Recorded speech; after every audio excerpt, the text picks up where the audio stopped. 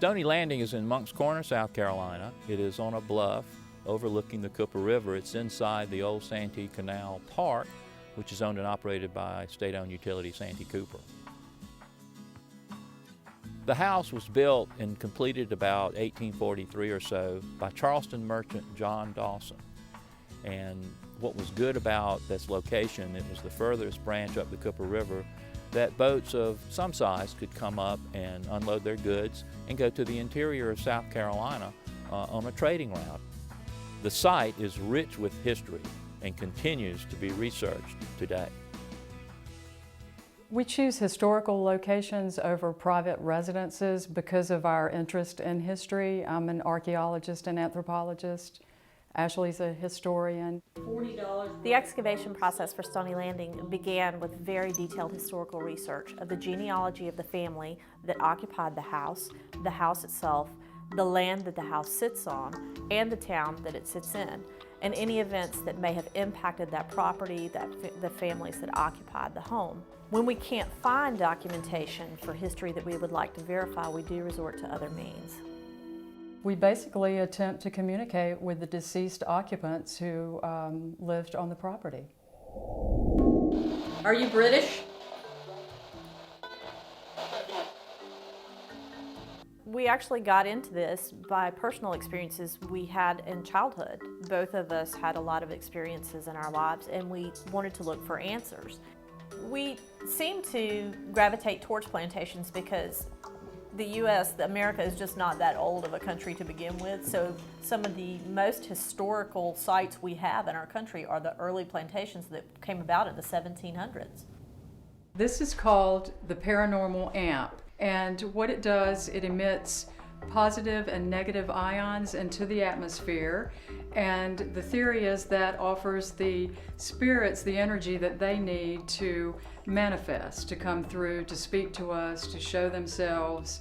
In addition to the audio recorders that we carry with us while we investigate, we also rely on the audio recordings that our video cameras will pick up, and we leave these in other rooms where we are not investigating, and it's been very successful in the past. When spirits enter the environment, they change the frequency within the electromagnetic field, and this device measures it. Combined with this instrument is a digital temperature thermometer, so we can measure the ambient temperature within the environment, and so if we get a drop of even a couple of degrees without an explanation, then we can assume that it could be paranormal. This is an SP7 spirit box. It was created to generate high-frequency synthetic noise or white noise. So when you're scanning, you might hear little blips and bleeps from a radio station. But when words or entire sentences come over multiple frequencies, you know that you've now got some sort of paranormal activity. You know, there is a part of me that says I'm not going in the house at night. You know, just because maybe I don't believe in it, or believe because I'm a skeptic, but you know, subconsciously there's a fear that there is something in there. What did you build here in secrecy? What was it called?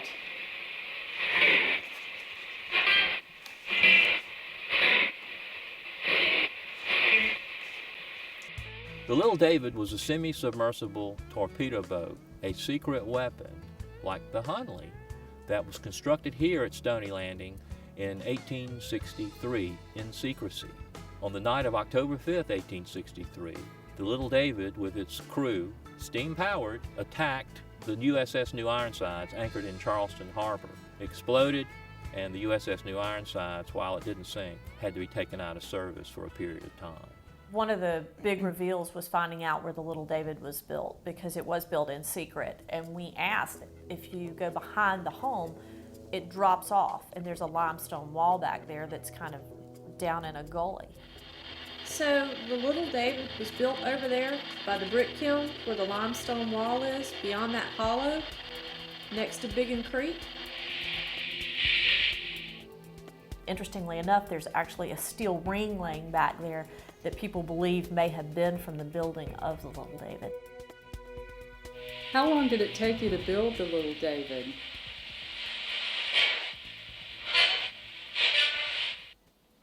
The Little David was powered by a discarded steam locomotive that was installed in the craft.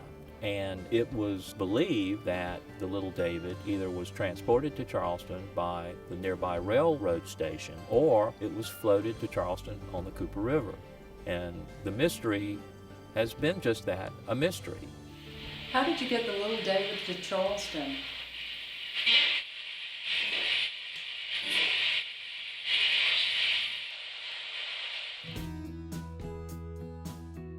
The Stony Landing excavation was very successful because of the reveals that we got. We validated history, and we just learned a lot about the families that lived and occupied the property. Some stuff that are in history books, this stuff won't be. These are actually people that are communicating through the spirit world. In my mind, I think, some of the stuff they found could be legit.